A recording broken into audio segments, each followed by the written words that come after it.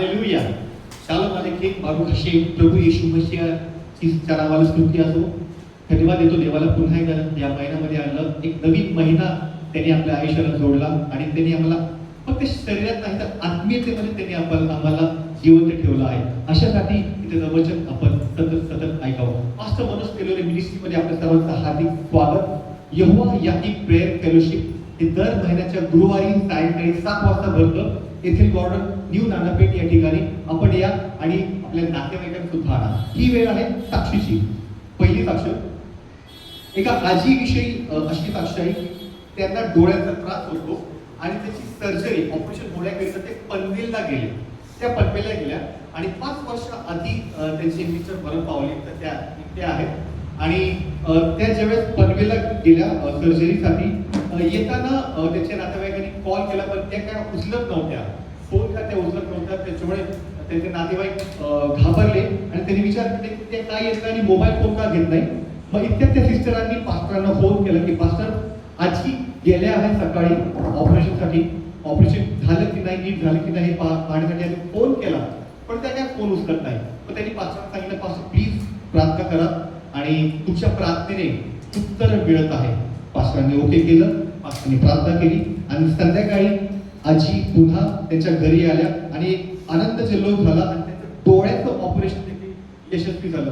Her eye was operated. She is now well and she is very healthy. आपण देवाला धन्यवाद देऊया. ही पहिली साक्ष.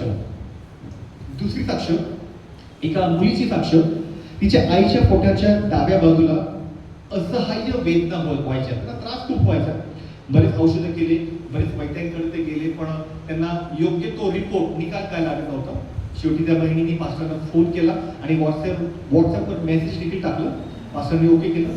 पास्टरने प्रार्थना केली आणि चमत्कार तो असा की तिथून पुढे त्याचं पोट दुखणं, जो गंभीर आजार त्यांना होता दुखण्याचा, तो आजार निघून गेला आणि परमेश्वराने पास्टर मनोज टेलोरे यांची प्रार्थना ऐकली. परमेश्वर प्रार्थना ऐकणारा आहे. He is a man, he is the one who healer. I am the God that healer थी असं म्हणतात. आणि पास्टरची ही प्रार्थना देवाने ऐकली आणि त्या आता सुरक्षित आहेत, त्या हेल्दी आहेत. शी इज टोटली फाईन. तिसरी साक्ष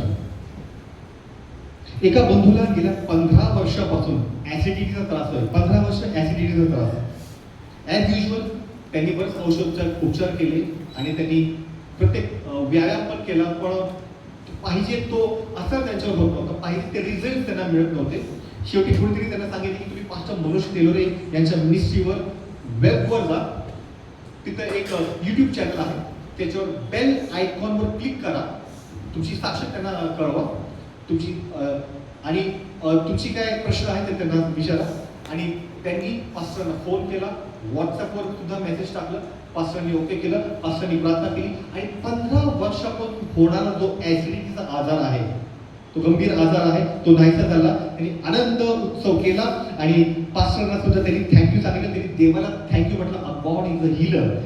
आणि अशा पद्धतीने साक्ष वाढत आहे. संदेश गावोगावी पोहोचत आहे. आत्मे बदलत आहे, परिवर्तन होत आहे. आम्ही घरी धर्म परिवर्तन करत नाही, देव आत्मीयतेची परिवर्तन करतो. शेवटची एक साक्ष आहे. एका बहिणीची साक्ष आहे.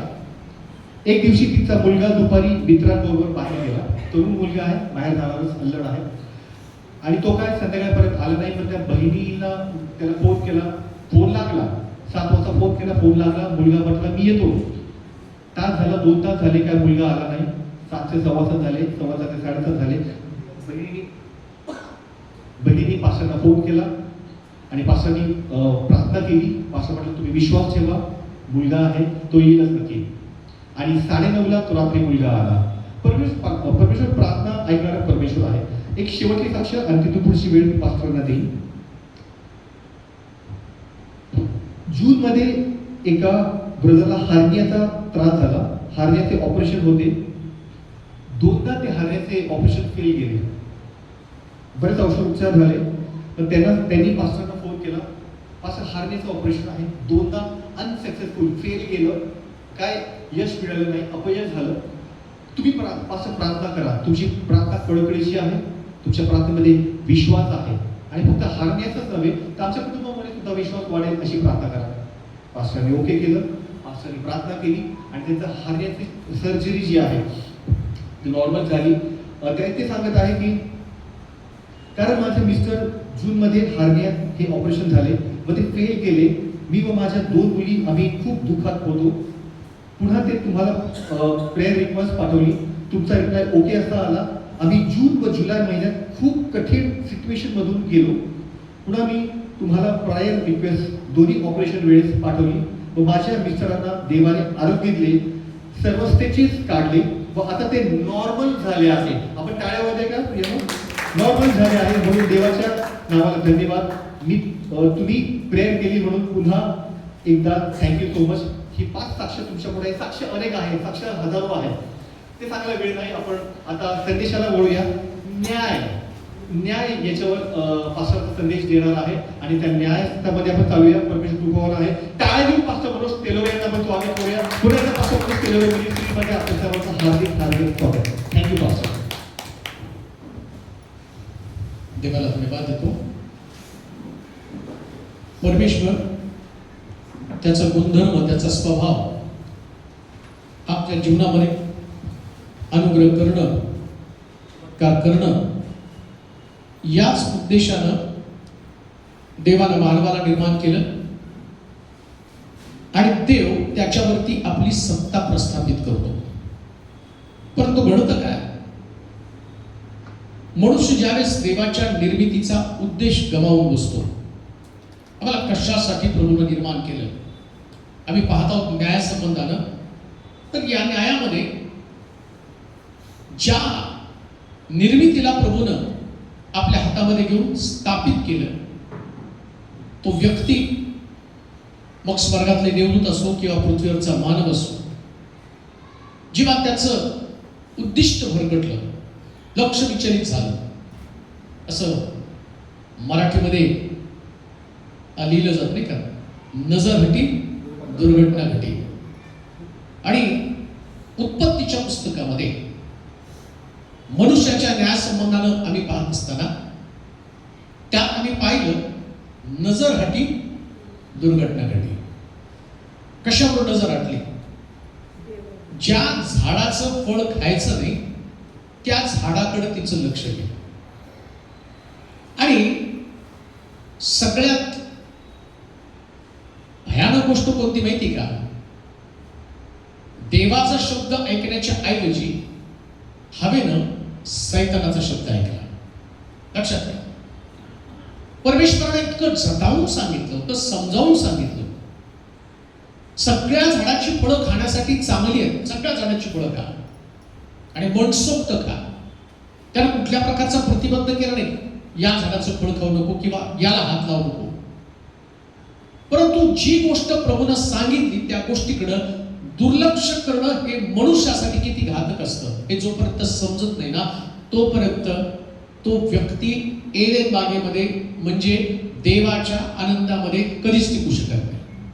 आम्ही सगळेजण आनंदाचे मुकेले आहोत आणि आम्हाला माहिती की आज इथं आमचा येण्याचा उद्देश पण आहे, आमचा गमावलेला आनंद आम्हाला परत मिळाला पाहिजे. आणि तो आनंद लेविकाच्या पत्रामध्ये पौल बंदीशाळेमध्ये असताना, साखळ दंडाने बांधलेला असताना तो प्रभूमध्ये सर्वदा आनंद करा.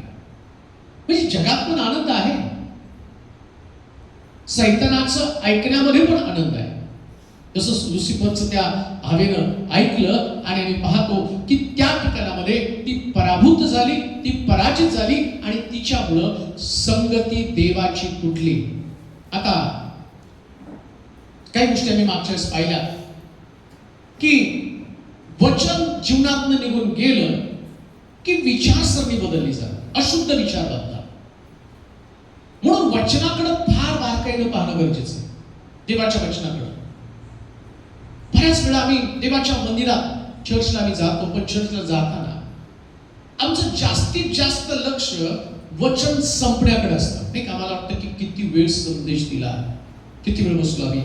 बाळक साहेब फार लांबवतात बऱ्याच ठिकाणामध्ये, ते प्रॉब्लेम असतो. किती वेळ बोलतात, किती संदेश. पण तुम्हाला माहिती का, जर वचनाकडे दुर्लक्ष केलं तर आपोआप लुसिफरच्या ताळ्यामध्ये तुम्ही सापडले जाता. येशू ख्रिस्त 40 दिवस उपास त्याने केले परंतु जेव्हा सैतानानं त्याची परीक्षा केली त्यावेळेस तिन्ही वचनाला त्याने प्रतिसाद दिला. तिन्ही गोष्टी सैतानाने जे 3 प्रश्न विचारले या तिन्ही प्रश्नांना त्यांनी वचनात उत्तर दिली. म्हणजे वचनाचा अभ्यास किती महत्वाचा आहे. देवाचं वचन आम्हाला समजणं किती गरजेचं आहे. आणि म्हणून मी पाहतो की संपूर्ण विचारसरणी अशुद्ध म्हणेल, नकारात्मक आणि आमचं जीवन जे ते त्या जीवनामध्ये सगळं नकारात्मकता भरली जाईल. निगेटिव्हिटी वचन नसलं तर त्या आम्हीच्या डोक्यामध्ये कशी निगेटिव्हिटी भरली वचन नसल्या कारणानं. तिला असं वाटलं की चांगल्या झाडाचं फळ देवानं आमच्यापासून दूर ठेवलं. नाहीतर सांगितलं फळ खूप चांगलं आहे, पण तिच्यामध्ये ना आता सगळ्या झाडाची फळं चांगली होती. काय ते एकच झाड चांगलं होतं का? सगळ्या झाडाची फळं चांगली होती, पण तिच्यामध्ये नकारात्मकता आहे. ज्या झाडाचं फळ देवानं आम्हाला खायला सांगितलं ना आणि खाण्यासाठी प्रतिबंध केलं ते झाडाचं फळ चांगलं आहे. म्हणजे एक नकारात्मक देवा संबंधानं विचार तिच्यामध्ये प्रवेश केलेला आहे. आता लक्षात घ्या, या ठिकाणामध्ये सैतानानं तिच्यामध्ये एक काल्पनिक असंतोष निर्माण केला. काल्पनिक म्हणजे कसा? त्या झाडाचं फळ जे आहे तो म्हटलं की जर हे फळ खाल्लं तर तू देवासारखं बनशील. ही काल्पनिक गोष्ट आहे. माणूस कसा देवासारखा बनणार आहे? मनुष्य बनू शकणार नाही. शास्त्रामध्ये असलेलं ज्या दिवशी हे फळ खाशील त्या दिवशी तू मरशील. देव मरत नाही, माणूस मरणार आहे. पण त्यानं काल्पनिक गोष्ट तिच्या डोक्यात घातली ना, अरे तू फळ खाशील तर तू मरणार नाही, उलट तू देवासारखी बनशील. लक्षात घ्या, जेव्हा मनुष्यामध्ये ती प्रवृत्ती ना मी देवासारखं बनेल. आता देवासारखं बनणं माझ्या मर्जीचा मालक. देव या शब्दाचा अर्थ काय माहिती का? देवाला स्वतःच्या इच्छेप्रमाणे जग चालवावं लागतं. देवाला कोणी सल्ले देऊ शकत नाही, देवाला कोणी मार्गदर्शन करू शकत नाही, देवाला कोणी सांगू शकत नाही. आम्ही विनंती करू शकतो, पण देवाला आम्हाला कुठल्या प्रकारची ऑर्डर सोडता येत नाही. बऱ्याच लोकांचं जीवन तसंच बनतं. आम्हाला कोणी ऑर्डर सोडायची नाही, आम्ही आमच्या मनचे मालक आहे. आम्ही म्हणतो तसं वागणार आहे, मला वाटेल तसं मी माझं जीवन जगणार. एक मनुष्य प्रवृत्ती आहे, त्याच्यामध्ये बदल होत नसतो. आणि म्हणून मला त्याच्यात जास्त जायचं नाही, परंतु देवा समान बनणं ही नकारात्मक उद्देशानं या सैतानाने तिच्या डोक्यामध्ये एक पिल्लू सोडलं. आता घडतं काय माहिती का? जेव्हा भूतकाळातल्या कमजोर इच्छा तुमच्यामध्ये असतात, या कमजोर गुणातनं लुसिफर आमच्या जीवनामध्ये प्रवेश करतो. भूतकाळातल्या कमजोर इच्छा, काही गोष्टी असतात भूतकाळामध्ये आमच्याकडनं राहून गेलेल्या आहेत. काही पाप असतात, काही गोष्टी आम्हाला कराव्याशा वाटतात आणि त्या आम्ही केलेल्या नसतात. आणि ते कमजोर गुण, त्या कमजोर बाबी, त्या कमजोर असणारे सुप्त गुण याच्याद्वारे सैतान आमच्यामध्ये प्रवेश करतो. तुम्ही कसं काय तो त्या ठिकाणामध्ये करतो प्रवेश आमच्या जीवनामध्ये? पेत्राला तलवार चालवायची होती. त्याला वाटलं होतं कधीतरी एकदा तरी तलवार चालवावी. आता विचार करा, येशूच्या सहवासामध्ये राहून पेत्र बदलायला पाहिजे. मग पेत्रानं कशा काय शिव्या दिल्या आणि कशी काय तलवार चालवली? त्याच्यात ते गुण होता. कधी कधी ती आमची सवय, आमचा स्वभाव जो आहे ना तो सुटत नाही. आणि मग काय करतो माहिती का? बरोबर सैतान ते गुण आमच्यामध्ये आणतो आणि तिथं आमच्यावरती हल्ला करतो. आता विचार करा, किती सतर्क राहावं लागतं. देवामध्ये राहणं म्हणजे नुसतं प्रार्थनेला जाणं नाही बरं का. बऱ्याच लोक नाही, मी चर्चला जाऊन केलं काय? चर्चला जाऊन तुमच्या गुणांवर, तुमच्या स्वभावांवरती, विचारांवरती तुम्ही नियंत्रण प्रस्थापित केलं. विचार नियंत्रित केले गेले पाहिजे. नकारात्मक गुण जर तुमच्यामध्ये असतील, भूतकाळातल्या कमजोर इच्छा तुमच्या मनामध्ये दडलेले असतील, तर ते बाहेर काढण्याचा प्रयत्न लुसिफर करतो. लुसिफरचं काम काय? तुमच्या मनातल्या भूतकाळातली जी पाप आहे जी तुम्हाला करता आली नाही, आता तो संदेश होतो की ते पाप तुम्ही कसं करावं.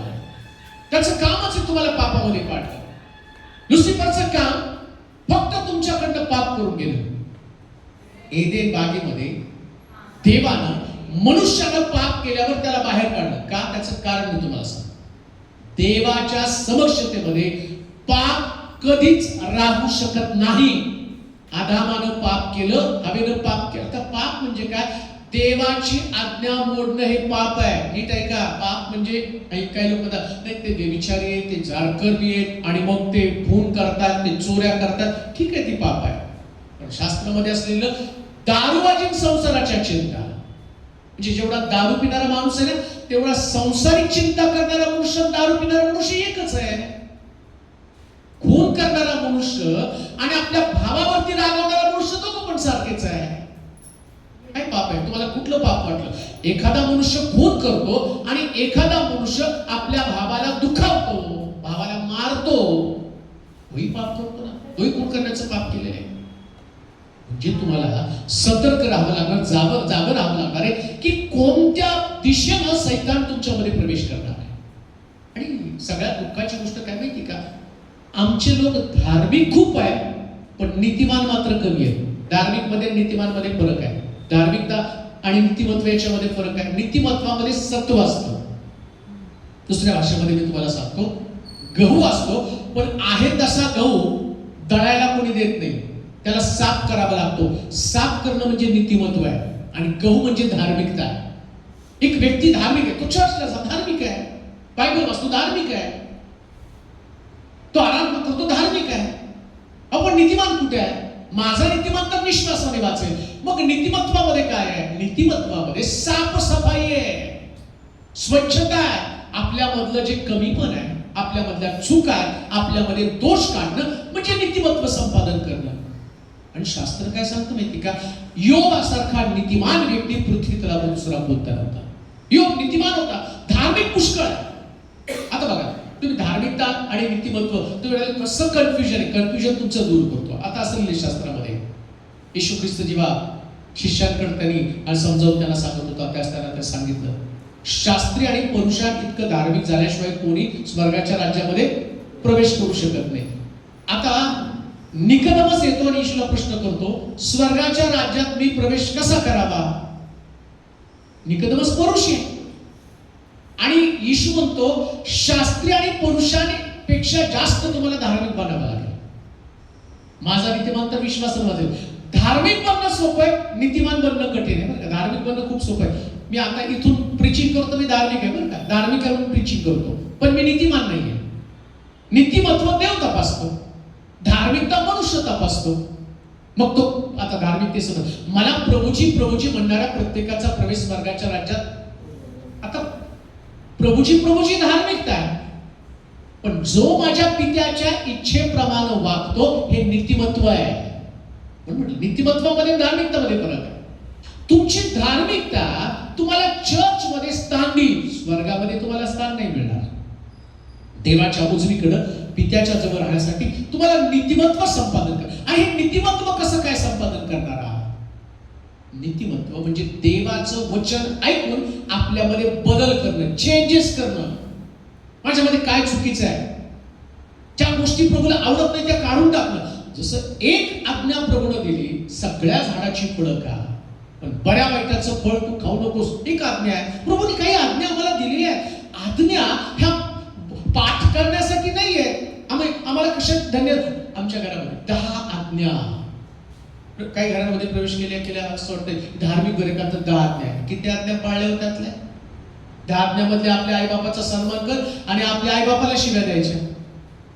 10 आज्ञामध्ये एक आज्ञा. आपल्या आता 10 आज्ञांचं वर्गीकरण करताना 4 आज्ञा देव संबंधानं, 1 आज्ञा आई वडिलां संबंधानं आणि 5 आज्ञा समाजा संबंधानं. त्याचे डिवायडेशन केलेले. प्रथम स्थान देवाला, दुसरं स्थान आई वडिलांना आणि तिसरं स्थान कोणतं तर समाजामध्ये.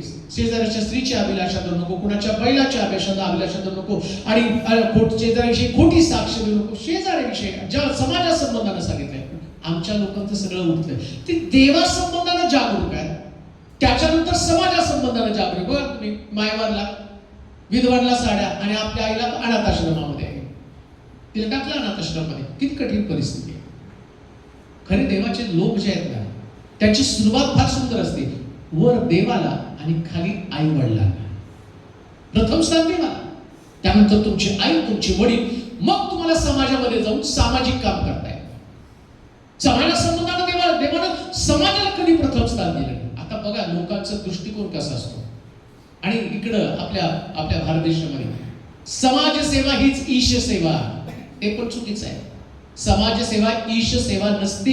समाजसेवा म्हणजे समाजसेवा, ईश सेवा म्हणजे ईश सेवा, देवाची सेवा म्हणजे देवाची सेवा. त्याच्यामध्ये मी कुणाला आता त्याच्यामध्ये कोण उघड्या त्याला वस्त्र द्या, जो भुकेला आहे त्याला अन्न द्या. आता मला त्याच्यामध्ये जायचं नाही, पण मला त्याच्यातला भेद तुम्हाला समजावून सांगायचं.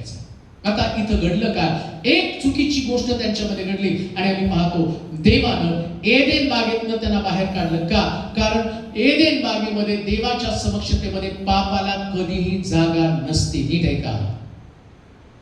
कोणी व्यक्ती ज्याला देवाच्या समक्षतेमध्ये जायचं, देवाच्या जवळ जायचं, तर त्याला पाप विरहित जीवन जगावंच लागेल. आणि अजून एक गोष्ट मला सांग, ती प्रार्थना बंद करा. बऱ्याच लोकांची ती प्रार्थना आहे, देवा कळत न कळत घडलेल्या सगळ्या पापांची मला क्षमा कर.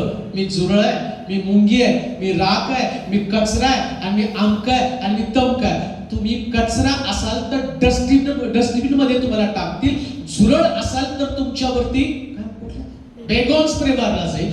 पण स्वर्गात जाण्यासाठी तुमच्याकडे प्रामाणिकपणा असला पाहिजे. कोणता प्रामाणिकपणा? तुमचं पाप तुम्हाला समजलं पाहिजे. आणि पाप समजण्यासाठी देवाच्या वचनाशिवाय तुम्हाला कुठूनच पाप समजू शकणार नाही. कोणी पाळक तुम्हाला सांगणार नाही. एक गोष्ट तुम्हाला सांगू का, पाळकच तुम्हाला नरकात घेऊन जाणार आहेत. पाळकच तुम्हाला नरकात घेऊन जाणार आहेत.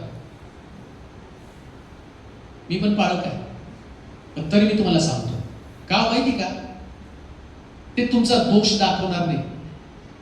प्रभू येशू ख्रिस्त जेव्हा शास्त्री आणि पुरुषांकडे गेला ना, नीट आहे का, मी काय बोलतो, मी असं बोलायचं म्हणून टीका करायची म्हणून टीका करत नाही.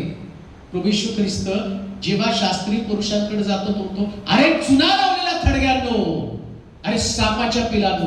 आता कसं काय पाळकाला त्यांनी सापाच्या पिलाने चुना लावलेलं थडग? अहो सगळं विष त्यांच्यात आहे. बाहेरून खूप छान आहे, बाहेरून खूप छान आहे, आतमधलं अंतःकरण जे ना ते द्वेषपूर्ण अंतःकरण आहे, मत्सराला भरलेलं अंतःकरण आहे. देवाचं वचन त्याच्यामध्ये नाही. आणि मग येशू म्हणतो, एक आंधळा दुसऱ्या आंधळ्याला कसा वाट दाखवेल? आणि समजा आंधळ्याच्या मागे तुम्ही गेला, आंधळाही खड्ड्यात आणि तुम्ही खड्ड्यामध्ये. म्हणून बरेच लोक होते, पाळक साहेब तुमच्यामुळे आम्हाला इकडे यावं लागलं नरकामध्ये. का? तर तुम्ही अनुसरण फक्त त्यांचं केलं, याचं अनुसरण केलं तर तुम्ही कधीच खड्ड्यामध्ये पडणार नाही, कधीच नाही पडणार. तुम्ही कशाचे फॉलोअर्स आहात? तुम्ही कशाचे अनुयायी? तुम्हाला देवाचं वचन अनुसरण करावं लागणार आहे. म्हणून येशू ख्रिस्त काय म्हटलं शास्त्री पुरुषांच्या बाबतीत, ते मार्काचं शुभवर्तमान 7वा अध्याय वाचता का? मार्काचं शुभवर्तमान 7वा अध्याय 4थं वचन, ते वाचल्याशिवाय मला पुढे जाता येणार नाही. मार्काचं शुभवर्तमान 7वा अध्याय 2-3-4 काहीतरी असेल.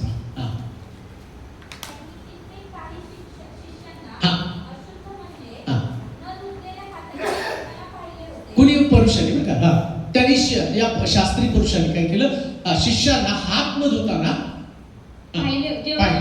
जेवताना पाहिलं होतं. परुष व इतर सर्व यहुदी, परुष व इतर सर्व यहुदी वाडवडिलांच्या संप्रदायाला, कशाला संप्रदाय, कशाला संप्रदाय, एक संप्रदाय, आमचा प्रत्येकाचा एक संप्रदाय. संप्रदाय म्हणजे तुमच्या चर्चेची पद्धत आहे. आता यहुद्यांची पद्धत, पुरुषांची पद्धत, बाहेरून आलं की हात धुवायचं मग जेवायचं. हात धुत होते पण हृदय कुठं धुत होते? मुळामध्ये मनुष्याला अशुद्ध कोण करतं? हृदय. हात धुतल्यानं काय होणार आहे? जास्तीत जास्त बाहेरचे जंतू मरतील, आतल्या जंतूंचं काय? आणि परुषी काय करतात? तुमचे शिष्य हात धुत नाही. तसे बोले, तुम्ही उपवास करता का? आम्ही करत नाही. तुम्ही आणि हे पाळता का? आम्ही ते. आणि तुम्ही ते. अरे उपवास तापास तिथे त्याच्यात निरे पा अनुसरून हात नीट धुतल्या वाचून, हात धुतल्या वाचून जेवत नाही. बाजारातून आल्यावर पाणी शिंपडल्याशिवाय ते जेवत नाहीत. काय करतो ते शास्त्री? पाणी शिंपडल्याशिवाय. तुम्ही तर गपागप खाता. शास्त्री काय करतो ते? पाणी शिंपडल्याशिवाय ते जेवत नाही. बघा, पाणी पण शिंपडत होते. ती पद्धत दुसरीकडे आहे, अन्य जातीकडे. मला आठवतं चांगलं, मी एका माझ्या मित्राबरोबर, विदर्भी मित्राबरोबर जेवायला बसल्यावर तो त्या पाट्यावरती त्याने मला बसवलं आणि त्याने बाजूला असं पाणी गोल असं फिरवलं. मग मी त्याला विचारलं, म्हटलं अरे धनु, हे तू काय करतोस? की का असं माझ्या पाटाभोवती असं पाणी मारलं? त्याने फार सुंदर उत्तर दिलं. म्हटलं नाही रे, मुंग्या आतमध्ये येऊ नये, जर आल्या तर त्या मुंग्या त्या पाण्याला चिटकाव्यात आणि जेवणामध्ये त्यांनी प्रवेश करू नये. म्हणजे त्यानं सायंटिफिक रिझन सांगितलं. मुंग्या आता विचार करा, आत्मिक जेवण जेवताना पण मुंग्या येतात ना, व्यभिचार, जारकर्म, राग, द्वेष, मत्सर. आता इकडं याने पाणी टाकलं, आता देवाच्या वचनामध्ये वचनरूपी जल स्नान, वचनाचं जल आहे, तुमच्यात पण मुंग्या नाही यायला पाहिजे ना. का तर तुमचं आत्मिक जेवण ते खाऊन टाकणार आहे.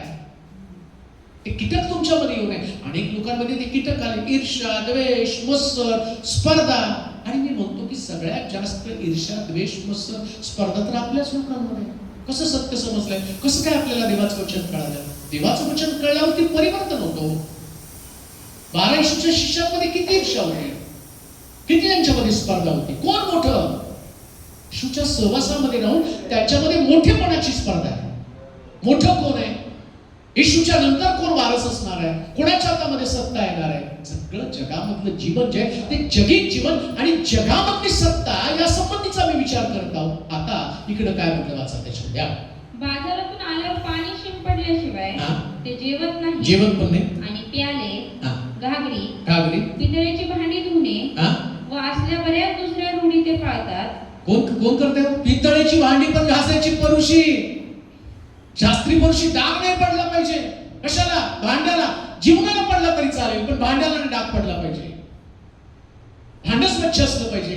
पुढे काय म्हणतो तो वाचा. यावर पुरुषांनी व शास्त्रांनी त्याला विचारले, आपले शिष्य हात न धुता जेवतात. वाडवडिलांच्या संप्रदायाप्रमाणे ते का चालत नाही? त्याने उत्तर दिले, तुम्हा ढोंग्यांविषयी यशायाने चांगला संदेश देऊन ठेवला. काय म्हणलं शास्त्री पुरुषांना? आणि हे सगळं धार्मिकतेचं सांगत होतं की नाही? धार्मिकतेचं म्हणजे काय? पायावर आले, हात धुवा. आमचे लोक कब्रस्तानमधनं बाहेर पडल्या हात धुवा, भूत घरी येईल. हात धुतल्यावर भूत तिथं बसतं काय? आता तू हात धुतो बाबा, इथं बस, मी तुझ्या घरी येत नाही. बाहेरून आल्यावर हात धुवायचे, भांडी घासायची, सगळं काही करायचं. तर तुमचे शिष्य का भांडी घासत नाही? येशूने त्याला सांगितलं, मी त्याला भांडी नव्हे, जीवन घासण्यासाठी सांगितलंय. हृदय स्वच्छ करा, विचार स्वच्छ करा, चांगलं वागा, द्वेष काढून टाका, मत्सर काढून टाका, एकमेकाचा सन्मान करा, शत्रूवरती प्रीती करा. हे मी त्यांना शिकवलंय. मी भांडी घासायला नाही शिकवलं. रूढी आणि परंपरेमध्ये अडकून पडू नका. कुठल्या परंपरा? कोणत्या परंपरा? काय तुम्ही स्वर्गराज्यामध्ये गेल्यावर प्रभू तुम्हाला प्रश्न हा विचारणार आहे का? काय तू सण साजरा केला का? बघा तुम्ही आपल्या लोकांमध्ये जर तुम्ही बघितलं ना, रविवारची उपस्थिती, गुड फ्रायडेची उपस्थिती, नाताळाची उपस्थिती, नवीन वर्षाची उपस्थिती, कसला प्रचंड तफावत. गुड फ्रायडेला मंडप टाकावा लागतात सगळीकडं. का तर हे येणार आहेत ना महाराज, यांना बसायला चांगली जागा पाहिजे, त्यांना कूलर लावायला पाहिजे. आणि रविवारी कुठं मेलेला असतो रे तू? का तर तुला ती रूढी माहिती, परंपरा माहिती. येशू ख्रिस्ताला क्रुसावरती दिलं आणि त्या क्रुसावरच्या ख्रिस्ताला मला भेटायला जायचं जिवंत. आणि म्हणून तो म्हटला, जिवंताचा शोध. अजून पण लोक मेलेल्या ख्रिस्ताचा शोध करायला जातात. जिवंत ख्रिस्त जो मंदिरामध्ये आणि त्याचा शोध करत नाहीये, परंपरा आणि रूढीमध्ये अडकून पडलेले आहे. खरं जीवन कोणतं आहे? ज्या जीवनामध्ये आम्ही ख्रिस्ताला ओळखावं. तुमचे शिष्य त्याने त्यांना उत्तर दिले, तुम्हा ढोंग्यांविषयी यशायाने चांगला संदेश देऊन ठेवला आहे. त्याचा लेख असा, हे लोक ओठांनी माझा सन्मान करतात, परंतु त्यांचे अंतःकरण माझ्यापासून दूर आहे. ते व्यर्थ माझी उपासना करतात. कारण ते शास्त्र म्हणून जे शिकवतात ते असतात मनुष्याचे नियम. तुम्ही देवाच्या आज्ञा बाजूला सारून देता. माणसाच्या संप्रदायाला चिटकून राहता. म्हणजे घागरी व प्याले धुणे यासारखी इतर अनेक कामे करतात. आणखी तो त्याला म्हणाला, तुम्ही आपला संप्रदाय पाळण्याकरता देवाच्या आज्ञा मोडण्याचा छान मार्ग शोधून काढलाय. कारण मोशेने सांगितलं आहे की तू आपला बाप व आपली आई यांचा मान राख. आणि जो कोणी आपल्या बापाची किंवा आईची निंदा करतो त्याला देहांत शिक्षा व्हावी. परंतु तुम्ही म्हणता जर एखादा आपल्या बापाला अथवा आईला म्हणाला की जे मी तुम्हाला पोषणासाठी द्यायचं ते कुर्बान म्हणजे अर्पण केले आहे, तर तुम्ही त्याला आपल्या बापासाठी किंवा आईसाठी बापासाठी किंवा आईसाठी पुढे काही करू देत नाही. पुढे काही करू देत नाही. अशा प्रकारे तुम्ही आपला संप्रदाय चालू ठेवून आता इकडं दोन संप्रदाय आहेत. एक संप्रदाय धार्मिक आहे आणि तो धार्मिक संप्रदाय इकडं मोशेनं काय सांगितलं आणि लोक कसे संप्रदाय निर्माण करतात याच्या संबंधानं येशूनं तो भेद त्यांना समजावून सांगितलं. मोशेनं काय आज्ञा दिली आता लक्ष ठेवा. मोशेनं दिलेली आज्ञा हा देवाचा मानस आहे, देवाची मनुष्या संबंधाची इच्छा आहे. 10 आज्ञा ज्या प्रभूने दिल्यात ना, 10 आज्ञा रद्दबदल झालेल्या नाहीत. जुना करार रद्दबदल झालेला नाही. येशू ख्रिस्ताला एक तरुण येतो विचारतो की प्रभूची स्वर्ग राज्यात जायला मी काय केलं पाहिजे? तो म्हटलं जाऊन 10 आज्ञा पाळ. मग बरेच पाळक शिकवतात 10 आज्ञा संपल्या, जुना करार संपला, आता सगळं काही संपलं, सगळं नवा कराराचं आहे. मग येशू कशाला म्हणतो स्वर्गात जायचं तर 10 आज्ञा जाऊन पाळ? तो मी लहानपणापासून पाळत आला. मग तो म्हणतो आहे ना तिकडे मला वाटून टाक. म्हणजे तुम्हाला देवाचं वचन पाळावंच लागणार आहे. कोणतं वचन? आता ते लोक काय म्हणतात माहिती का? देवा मी इतका धार्मिक आहे, जे आई वडिलांच्या पोषणासाठी मला द्यावं लागतं ते मी मंदिरात दिलंय, कुर्बान केलेलं आहे, म्हणजे त्यांचं पोषण मी नाही करणार पण तुझ्या मंदिराला देईल. तो म्हटला अरे तुम्ही देवाची आज्ञा मोडली. तुम्हाला कोणी सांगितलं मंदिरात दिल्यावरती आणि मी खुश होईल आणि म्हणून ठीक आहे तुमचे आई वडील वाऱ्यावरती सोडा? नाही, जे नियम आहे तो नियम. कुठे चुकतात ते तुमच्या लक्षात येईल. तुमची लेख मला अजूनही आठवतं का चर्चमध्ये बाप आणि एक आई मला भेटण्यासाठी आले. त्यांचे बाळासाहेब फार वाईट वाटतं व मुलांना खूप शिकवलं, मोठं केलं.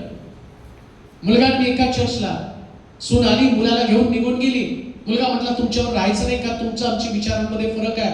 आणि मग म्हटलं बाळा जा, तुला कुठं राहायचं तिथं राहा. एका चर्चला आम्ही दोघं जातो. मुलगा मागच्या बाकड्यावरती बसतो, मी समोरच्या बाकड्यावरती असतो. मी मागं वळून पाहत असतो मुलाकडं. तर मुलगा मला बघून तोंड फिरवतो आणि सुटल्यावर चर्च सुटण्याच्या अगोदर तो निघून जातो. का तर त्याने आम्हाला भेटून नये. अरे काय त्या चर्चमध्ये जाता जिथं तुला तुझ्या बापाबद्दल तुझ्या आईबद्दल तुला प्रेम नाही आणि असल्या अवस्थेमध्ये तू देवाच्या घरामध्ये कुठली आराधना करणार आहे? काय पुढचे आशीर्वाद तुला मिळणार आहे? आणि तो काय म्हणतो मी आई वडिलांच्या पोषणाचं कुर्बान देऊन टाकलेलं आहे, कुर्बान देऊन टाकले. लक्षात घ्या, जसं देव महत्वाचा आहे ना तसं पृथ्वी तलावर तुमचे आई वडील तुमच्यासाठी तेवढेच महत्वाचे आहे. त्यांच्यापासून नाही तुम्हाला बारकत घेत. त्यांचं रिस्पेक्ट करणं, त्यांचा आदर करणं, त्यांचं सांभाळ करणं ही तुमची जबाबदारी असं शास्त्रामध्ये लिहिलेलं आहे. मग कुर्बानीला त्या ठिकाणी काहीच अर्थ दिलेला नाहीये. मानवी संप्रदाय, पुरुषांनी हा संप्रदाय. आता पुरुषांना येशू दोष का देतो माहिती का? पुरुषांना वाटलं ते कुर्बान आमचंच आहे, कारण त्या कुर्बानीवरती अधिकार कोणाचा? पुरुषांचा.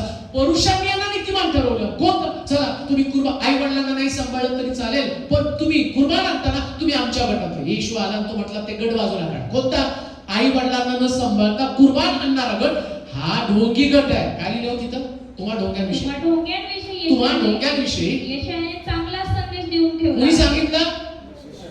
येशू ख्रिस्त आल्याबरोबर त्यानं तिथलं सगळं बघितलं. सगळे मला वाटतं सगळे धार्मिक ते परुषी तिथलं म्हणजे पाळत असेल. म्हणलं येशू हा पोरगा आहे बरं का, आई वडिलांना सांभाळत नाही.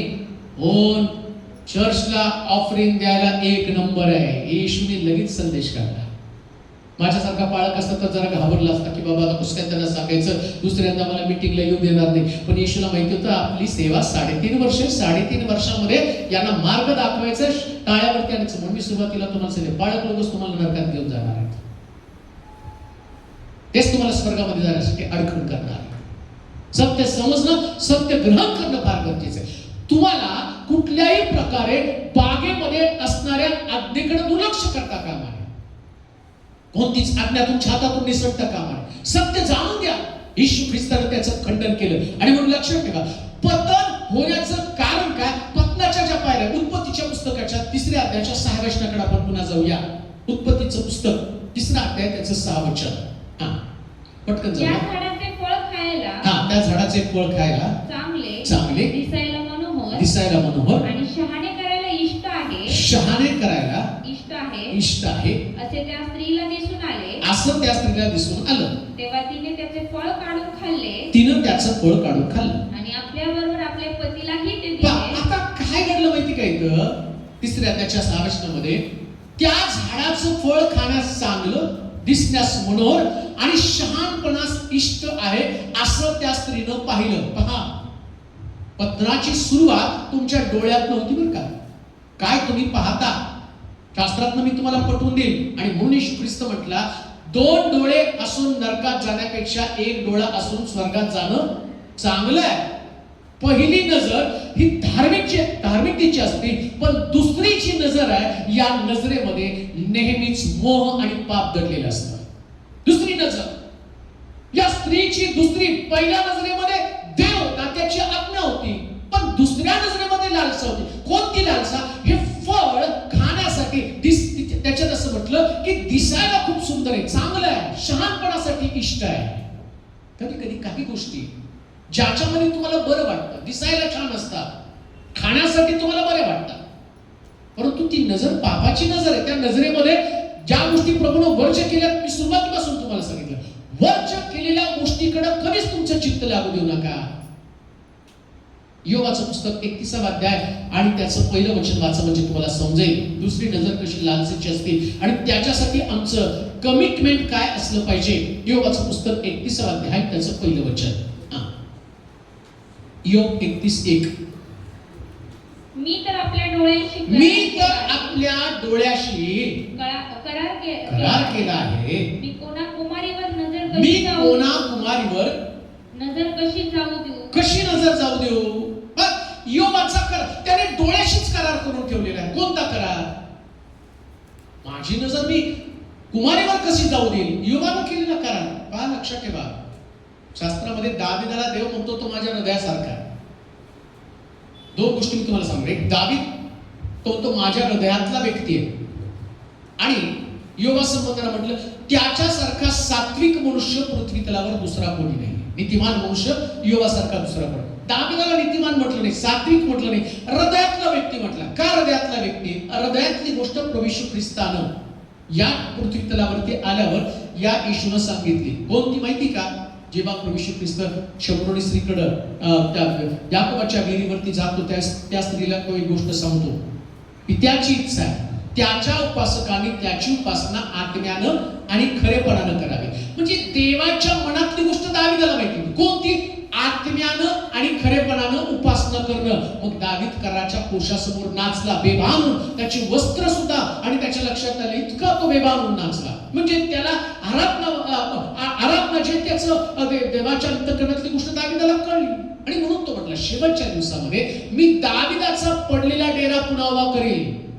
का तर आता बघा, पूर्वी मला आठवतं माझं तारण होण्याच्या अगोदर, म्हणजे माझं तारण अजून फार जुनी गोष्ट आहे की त्या तारणामध्ये 20 वर्षाखालची जर गोष्ट तुम्ही बघितली की त्याच्यामध्ये तारणाच्या वेळेस फार सुंदर फक्त भजनं असायची, कुठंतरी गाणे असायचे. आता आम्ही स्वतः जे पुण्यामध्ये आम्ही चर्च घ्यायचो त्यावेळेस काय असायचं, मला आठवतं की पहिलं चर्चचं वाद्य होतं 122 रुपयाचा बोंगो, 22 रुपयाची झांज आणि 1000 रुपयाची पेटी. एवढंच घेऊन प्रार्थनेसाठी जात होतो.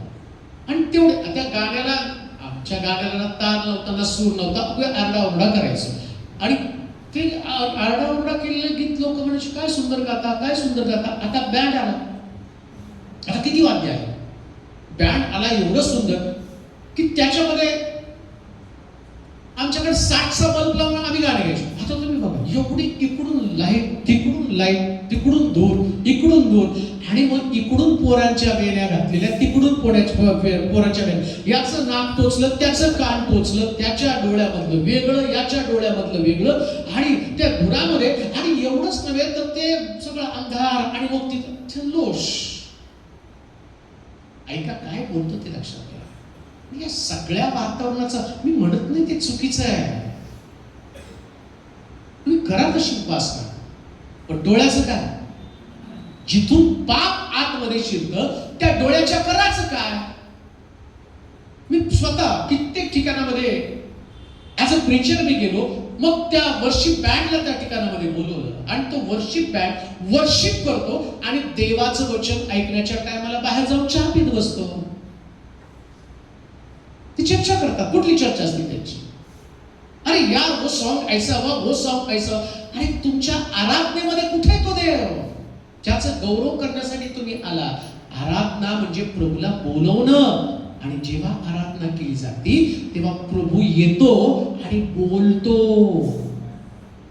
तुम्हाला माहिती का इथं असं लिहिलंय शास्त्रामध्ये. आता मला याच्यात किती दिवस जातील मला समजायला तयार नाही हे मनुष्याच्या न्याय संबंधानं, पण बारीक सारी गोष्टी मला तुम्हाला सांग. जेव्हा प्रभू बागेमध्ये येत होता ना, ते असं लिहिलं इथं मंजूळ वाणी ऐकायला येत होती आणि शांत वाऱ्याचा आवाज, तो आवाज, हाच आवाज वाद्यांच्या द्वारे. आता सुरुवातीला आपण जे वाद्य वाजवणे, गीतं गायली आणि ती गीतं गाणं म्हणजे ती एंटरटेनमेंट नाही का, प्रभूनं उतरून यावं.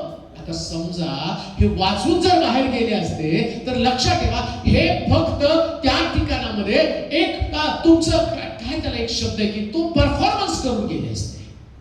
देवाला परफॉर्मन्स नाहीये, परफॉर्मन्सची गरज नाही. देवाला प्रेझेंटेशनची गरज नाही, देवाला प्रेझेंट राहण्याची गरज आहे. का आराधना केली आता देव बोलतो. आता काय देव बोलतो? देव बोलतो तुमच्या चुका, तुमच्यातल्या उणिवा. जसं शांत वाणी वाड्याचा आवाज ऐकला आणि आदामाला भेटण्यासाठी देव येत होता. आता देव आल्यावर पहिला प्रश्न देवाने आदामाला केला, आदामा तू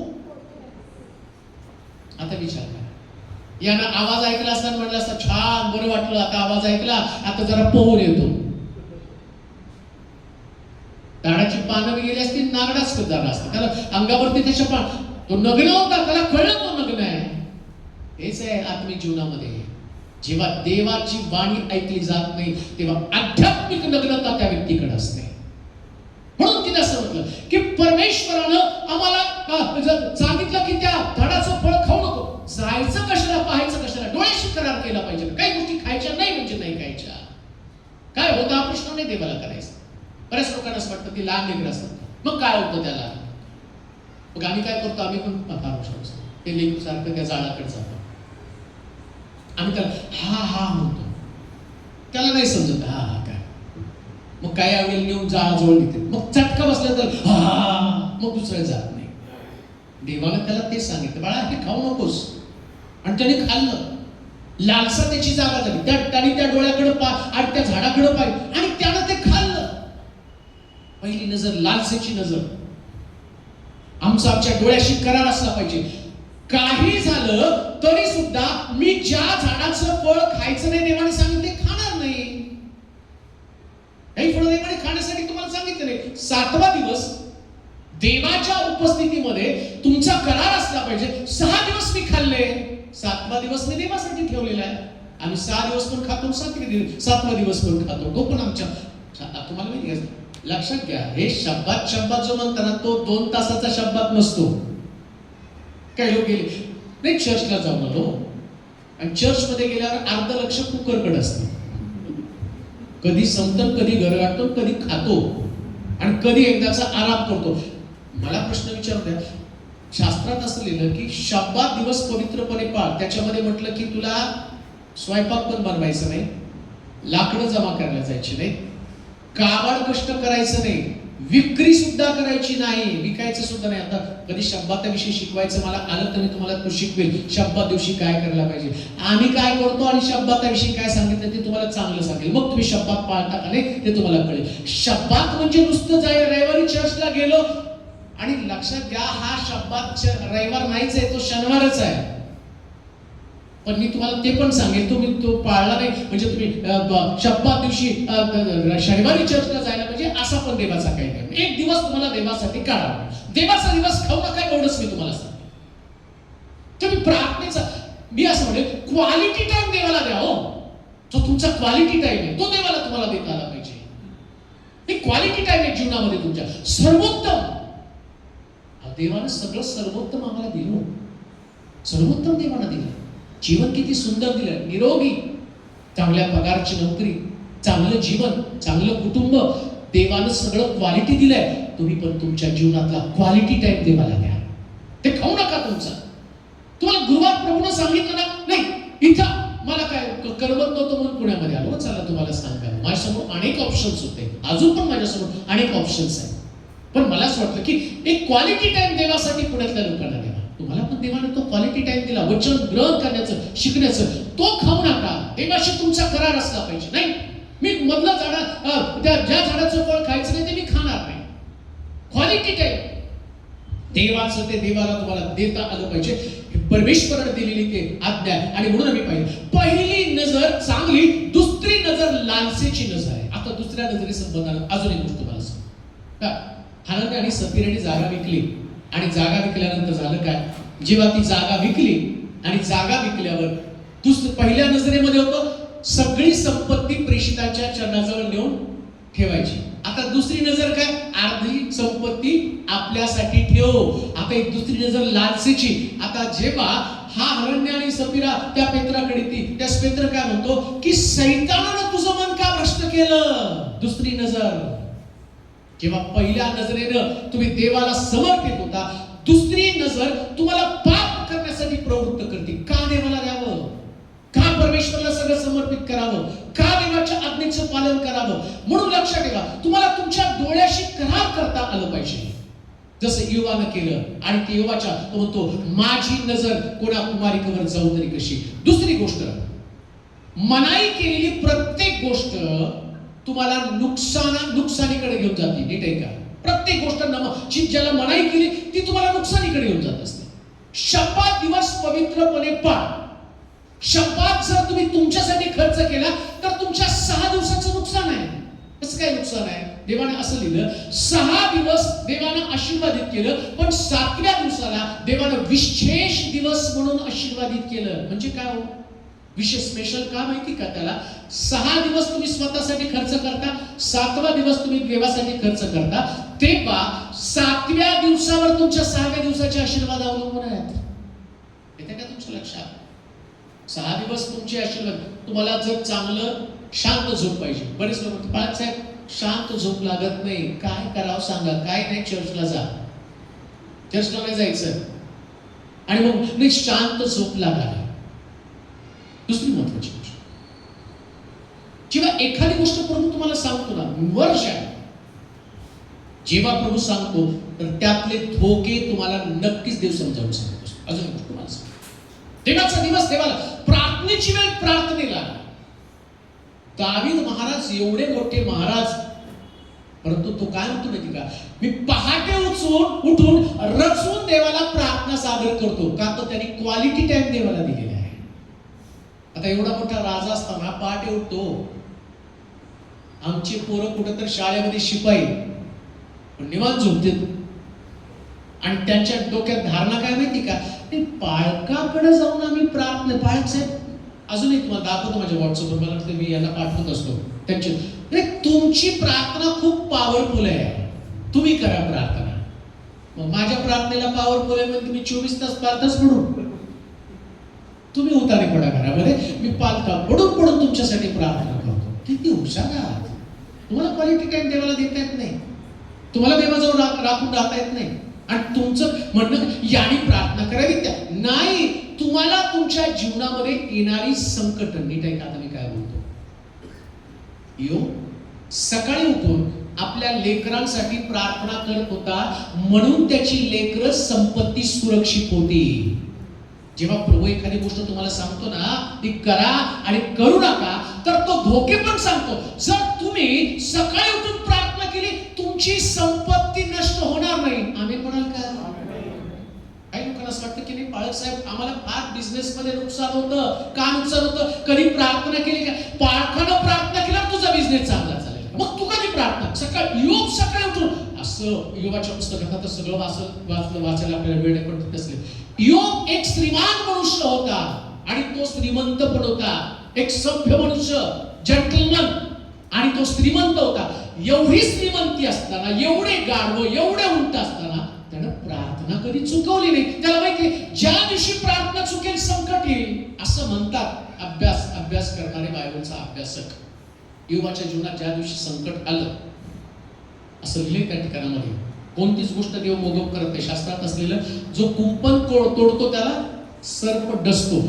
एक दिवस योग प्रार्थना करायला विसरला आणि त्याच दिवशी ते कुंपण तुटलं आणि त्याच दिवशी सैतानानं डाका घातला. त्याची संपत्ती गेली, लेकरं गेली. म्हणजे देव सुद्धा तोपर्यंत सैतानाला परमिशन देत नाही जोपर्यंत तुम्ही प्रार्थना आणि करत नाही. प्रार्थना तुम्ही निरंतर करत राहिला तर नाही, आता नाही, जेव्हा माझा सेवक चुकेल, जेव्हा माझा व्यक्ती चुकेल, तेव्हा तुला हल्ला करता येईल. योबानं एक दिवस प्रार्थना केली नाही, तर त्याच्यावर एवढं संकट आलं. विचार करा, आम्ही तर योबापेक्षा नीतिमान नाहीच आहे. आमचं जीवन किती धोक्यामध्ये असणार आहे. म्हणून एक गोष्ट ध्यानात ठेवा, तुम्ही ज्या गोष्टी वर्ज सांगितल्या त्या वर्ज, तुम्हाला धोका आहे त्याच्यामध्ये. अजून एक गोष्ट तुम्हाला सांग, प्रार्थनेचा वेळ जसा आहे, शपथाचा वेळ जसा आहे, तसं दशांशाचं पण एक नियम आहे. तुम्ही तुमचे 9 भाग तुम्ही खा, पण 10वा भाग प्रभूला द्या. कशासाठी माहिती का? तुमच्या 9 भागाला देवानं आशीर्वादित करावं. जे लोक आपले 9 भागातला 10वा भाग प्रभूला देत नाही, त्यांचे 9 भाग आहे, ते 9 भाग त्यांच्या हाती लागतच नाही. त्यांचा पैसा डॉक्टरकडे जातो, त्यांच्या घरामध्ये आजारपण येतं, कामाला बरकत नसते, त्यांचा पैसा आणि कधी साठला जात नाही.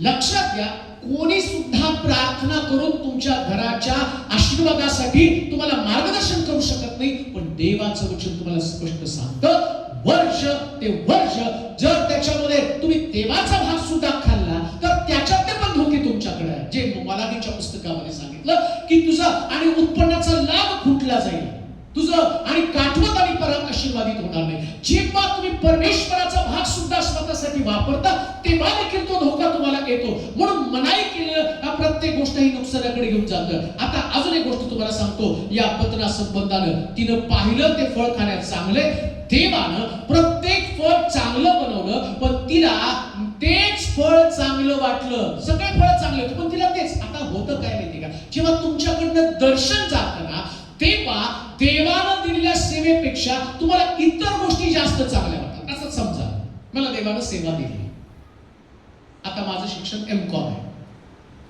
मला प्रभूनं सेवा दिली, मला सांगितलं तू प्रभूची सेवा कर. मग माझ्या जीवनातला माझा व्यक्तिगत अनुभव मी तुम्हाला सांगतो. मी ज्या सोलापूरमध्ये गेलो, सेवा सुरुवात केली, मी थकलो. तिथली लोक, त्यांची विचारसरणी, त्या लोकांची धारणा आणि त्यांची गरिबी आणि देवाचं वचन न पाळण्याची त्यांची वृत्ती. 17 वर्ष कोण व्याजाचे पैसे काढून भाडं चर्च भरू शकतं का? ते नाही. एक इतका माझ्याकडे जवळजवळ 100 विद्यार्थी पुण्यामध्ये क्लास मी घेतो, तो 100 विद्यार्थी माझ्याकडे होते. आणि असं शिक्षण होतं की मी जे दाऊदमध्ये राहिलो होतो ना, तर असले मोठे विद्यार्थी की ज्याला सगळ्या क्लासमध्ये नाकारलं, त्यांचे आई वडील माझ्याकडे आणत होते. ते म्हणायचे तुम्ही हे घ्या आणि हे दगड याला नीट करा.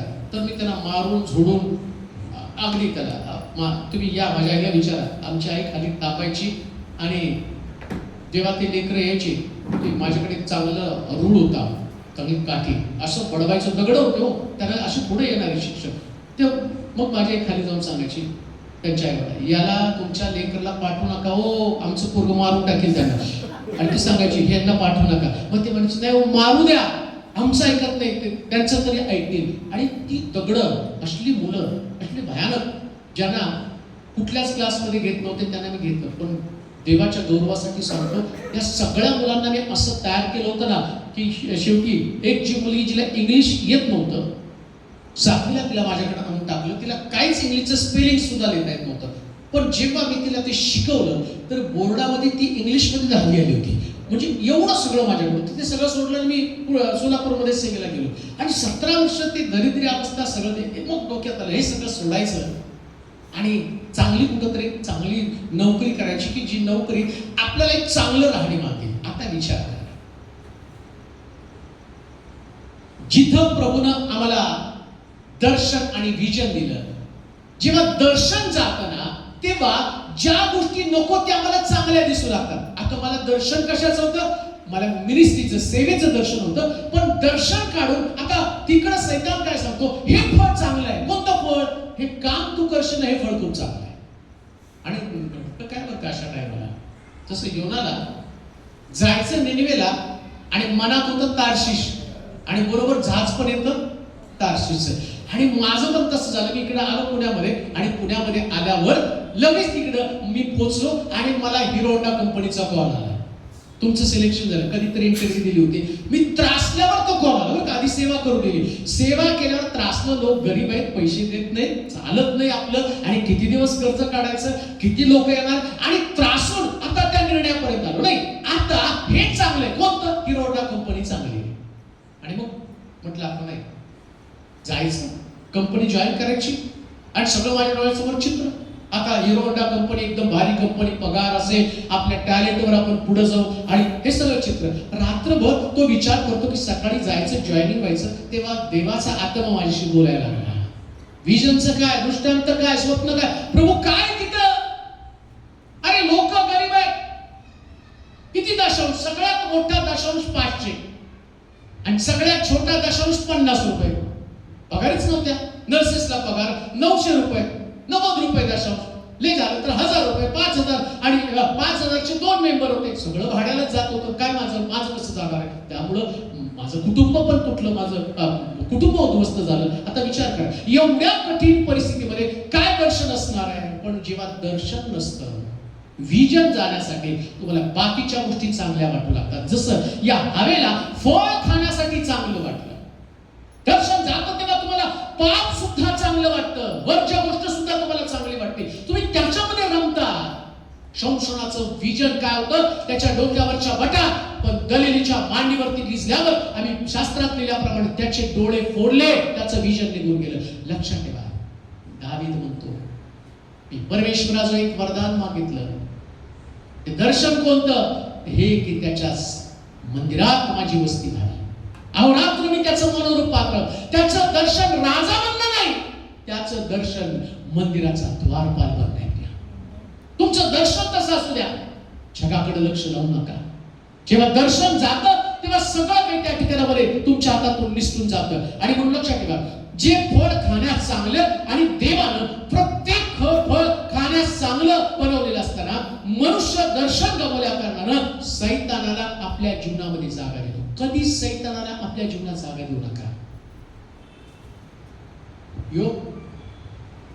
जेव्हा एवढ्या मोठ्या सगळ्या, ऐका फार सुंदर आहे.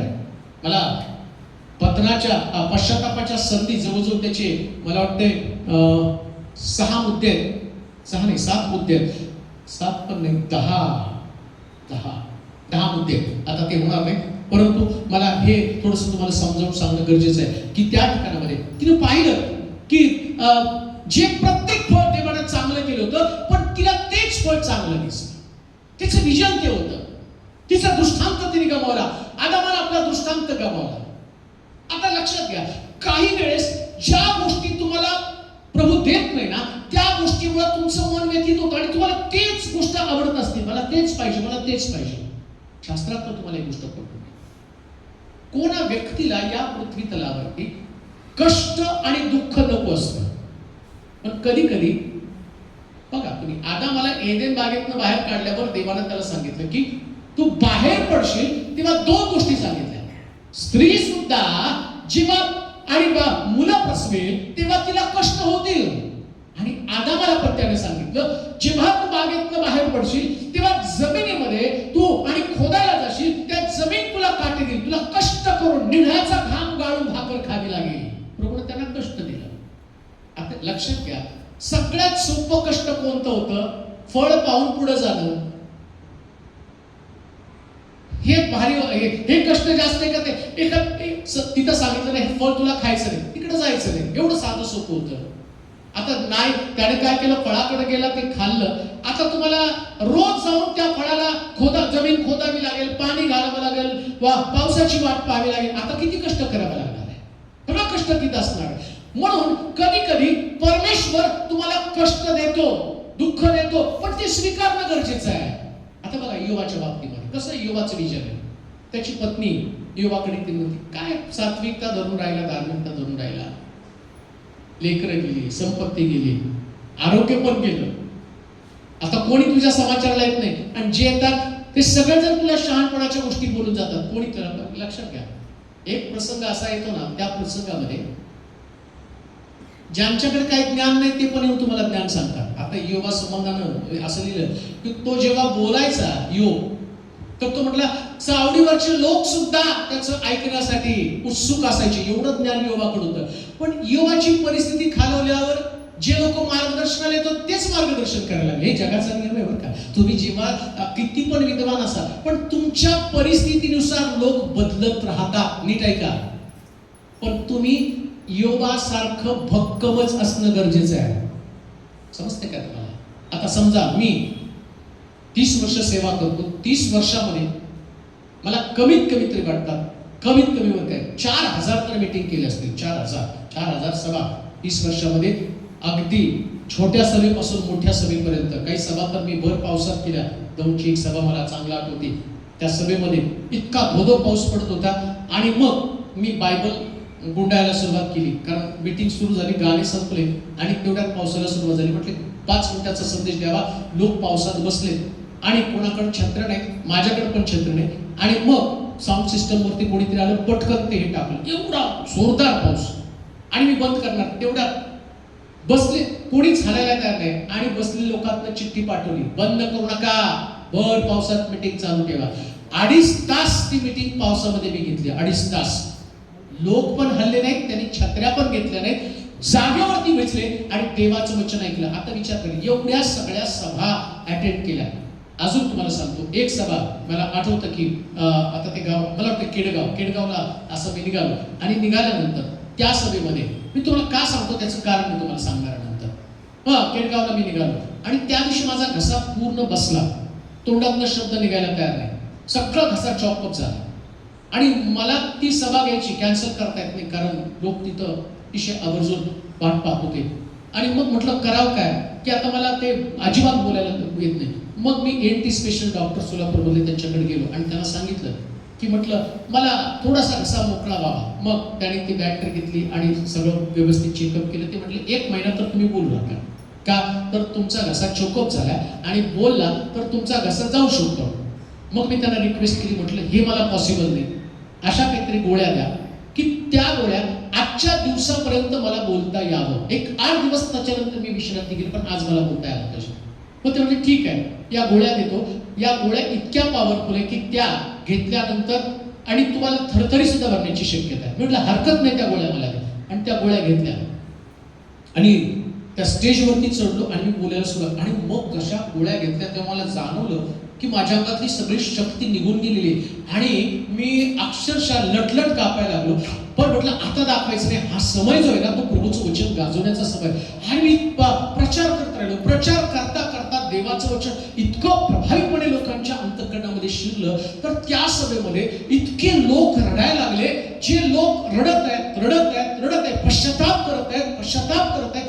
आणि मी दिवसभर बोलत होतो, परंतु तरी सुद्धा मला घशाला काही जाणवलं नाही. आणि जेव्हा मी गाडीमध्ये बसलो तेव्हा माझा घसा पूर्णपणे बंद झालेला मला जाणवला. पण म्हटलं प्रभू तू चालवलं, लोक रडलेत आणि पश्चाताप केला. दिवसभर लोक रडत होते. एवढी सुंदर सभा झाली. आता विचार करा, एवढ्या सगळ्या सभा चालवल्या, एवढ्या लोकांना आणलं, एवढे लोक प्रभूकडे वळले. आता परिस्थिती बदलल्यावर ते लोक येऊन तुम्हाला ज्ञान सांगतात, असं नसतं, तसं असतं. इयोबाची परिस्थिती बदलली आणि आता इयोब, त्याची पत्नी पण त्याला दोष. पत्नी काय म्हणते माहिती का, आज सत्व सोडून टाका. आता इयोबाचं करार जो आहे तो किती सुंदर आहे. तुम्हाला विजन त्याचं पक्का काय म्हणतो माहिती का, देवापासून फक्त सुखच घ्यावं का.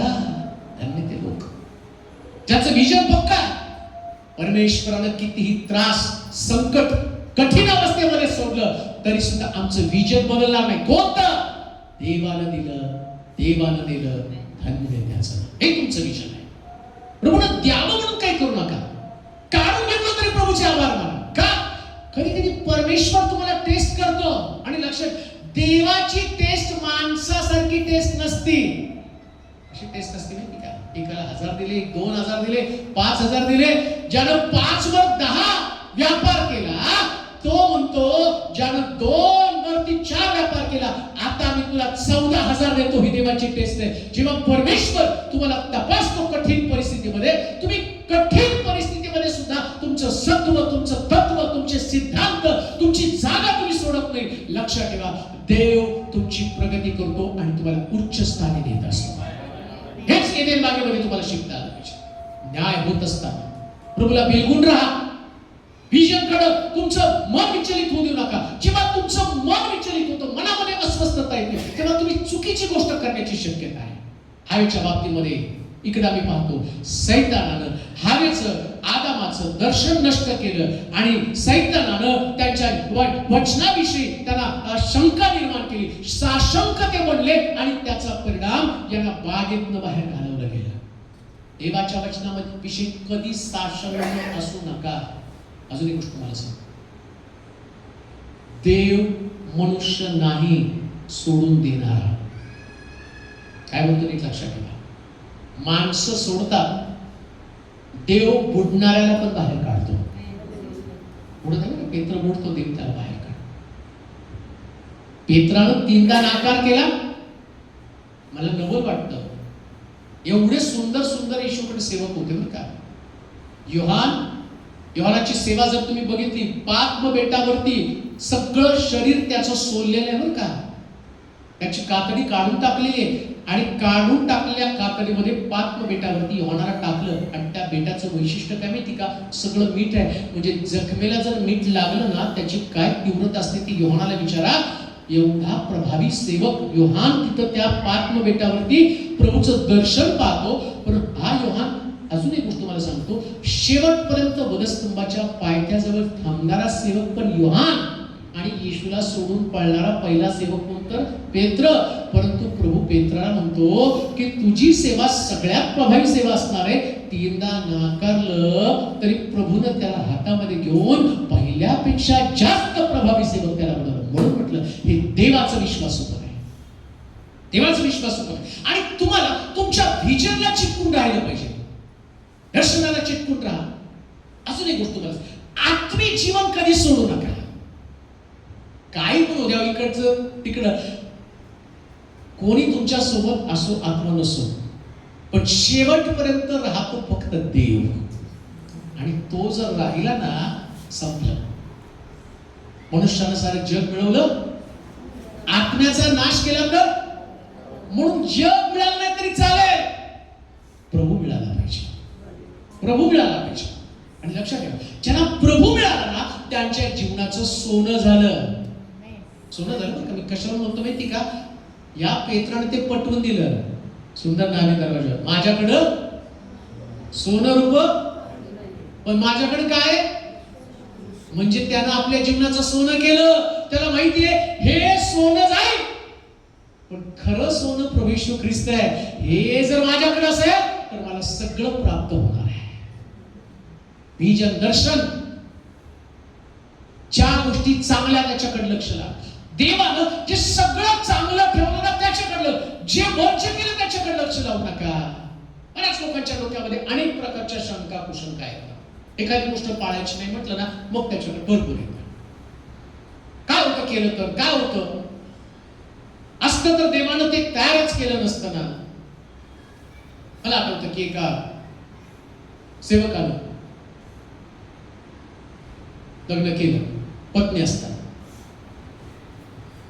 त्याचा शोध घेऊन बसू नका बरं का. ते आता तुम्हाला नेहमी बऱ्या वाईटाच्या झाडाचा शोध आल्यावरच तुमचं लक्ष नाही तर कोण आहे म्हणते नाही, सांगतो तुम्हाला. ते लग्न केलं, मग काही लोक त्याला विचारले, म्हणजे बाळक साहेब पत्नी होती कसं काय केलं. त्यांनी फार हुशार, देवाच्या वचनाचा अभ्यास, जन्मनानं 1000 केला ना. वर जे आहे तेच, जे नको तिकडे तुमचं लक्ष जातं. हा ठीक आहे, पत्नी तुमच्याकडे नाही, तुम्ही पत्नी वारली, घटस्फोट झाला तर तुम्ही ते करू शकता. तुम्हाला देवाचं वचन तुम्हाला ऑब्जेक्शन घेत नाही. परंतु तुमच्याकडे आहे, दाविदाकडे, आणि दाविदानं त्याच्या सोबत्याची बायको आणून ठेवली. वर्ष आहे ते, वर्ष आहे ते तुम्हाला नाही करतायत. तुमची पत्नी असताना तुम्हाला दुसऱ्या स्त्रीशी संबंध ठेवताच येत नाही. मला आठवतं की एक तरुण भाऊ माझ्याकडे रडत आला आणि त्याला मला सांगायला सुरुवात केली. जाता जाता 2 मिनिटांमध्ये मी संपवतो, कारण आपल्याला प्रार्थना पण करायची. आणि तो रडत आला पाहिजे. म्हटलं बाळक साहेब, माझी बहीण, मी अदर कास्टचा आहे, परंतु माझी बहीण एका पालकाकडं सुरक्षित ठेवण्यासाठी मी तिथं पाठवलं, तिला तिथं ठेवलं. बाळक साहेब, आमच्या घरातलं वातावरण चांगलं, सुंदर मुलगी होती आणि तुम्ही या माझ्या बहिणीला तुमच्याकडे ठेवा. आणि त्याला तिथं ठेवलं. आणि ठेवल्यानंतर ती मुलगी इतकी सुंदर होती, पास्टरची पत्नी पण खूप सुंदर होती. परंतु तो पास्टर त्या मुलीकडे एवढा अट्रॅक्ट झाला, मग त्याच्या पत्नीच्या पण लक्षात आलं.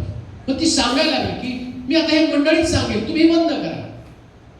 तो म्हटलं मला बंद करण्याची खूप इच्छा आहे, पण आता मी त्याच्यामध्ये पूर्णपणे अडकलेलो आहे.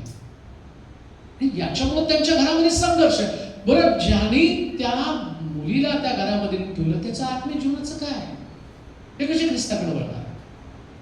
ते कसे प्रभूकडे वळणार? कसं काय त्या ठिकाणामध्ये?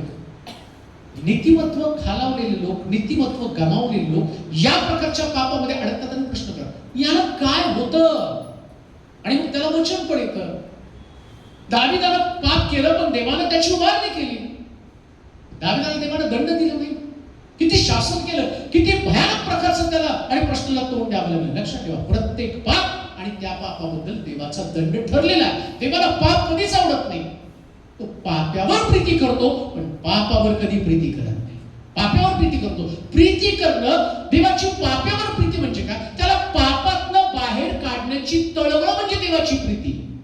असं नाही की त्यांनी पापात राहायला पाहिजे, त्याची इच्छा नाही की त्यांनी पापात राहावं. समजा एक व्यक्ती त्या पाप्यावर प्रीती करते तर देवाच्या अंतःकरणामध्ये काय? यानं पापातनं बाहेर यावं ही देवाची प्रीती आहे. तो असं नाही करत. आता ते आपल्याकडे आहे. मला कधी कधी महाराष्ट्रीयन आई वडिलांचं कीव येते. तो मुलगा इतका दारू पितो आणि आई वडिलांना मारतो तरी शुद्ध घे मला 100 रुपये कर, म्हणजे अजून जाऊन पिऊन ये आणि घरामध्ये कोण कर. नाही, माझा मुलगा हो कुठं, मला बरेच आई वडील सांगतात. एक आईचा मला काय पप्पाचा मुलगा खूप दारू पितो. म्हटलं आंटी पैसे कोण देत नाही? मग काय करायचं हो, त्याला काम नाही, मग त्याला कोण पैसे देणार? हे कसलं घाणेरडं प्रेम, हे घाणेरडं प्रेम. देवाचं तसं नाहीये. बाई तुझ्या नवऱ्याला बोलून आण, खास तिच्यावर प्रेम होतं म्हणून तिच्याकडे गेला, जा तुझ्या नवऱ्याला बोलून आण. माझ्याकडे नवरा, ठीक बोललीस. आतापर्यंत 5 पुरुषांना नादी लावलं, 6वा पण तुझ्या घरात आहे आणि तू तो नवरा नाही ही बोलली ते एकदम ठीक बोललीस. आता तो तिला म्हणतो, जेव्हा तिच्या पापाबद्दल त्याने तिला दाखवलं, घागर टाकली, तिकडं नाही गेली. हे त्याचं देवाचं प्रेम आहे. बदलतं. पापावर कधीच प्रेम परमेश्वर करत नाही. लक्षात घ्या, जी पाप आमच्यामध्ये आहेत ना, का आमच्या डोळ्याशी असणार आमचा करार, आम्ही परमेश्वराच्या बाबतीमध्ये गाफील आहोत. गाफील राहू नका. आणि म्हणून लक्षात ठेवा, तुम्हाला पापापासून स्वतःला दूर कसं ठेवायचंय? तुझं वचन मी आपल्या हृदयामध्ये साठवेल, म्हणजे मी पाप करण्यापासून दूर राहणार आहे. पाप करण्यापासून दूर राहण्याचा मार्गच कोणता? तर देवाचं वचन, देवाचे प्रेम. न्याय होण्यापूर्वी सैतान ज्या पद्धतीने तुम्हाला जाळ्यामध्ये अडकवतो, एकदा का तुम्ही त्याच्या जाळ्यामध्ये अडकवला, तुमची दुसरी दृष्टी, दुसरी नजर ही लालसेकडे जाणारी नजर आहे. पुन्हा एकदा आपण आपल्या जागेवरती उभं राहूया. यावेळेस एक ऑफरिंगचं गीत आपण गाऊ आणि त्याच्या अगोदर आपण प्रार्थना करू ऑफरिंगसाठी, की जेणेकरून तुमचा दशांश, तुमची अर्पण प्रभूने आशीर्वादित करावे आणि त्या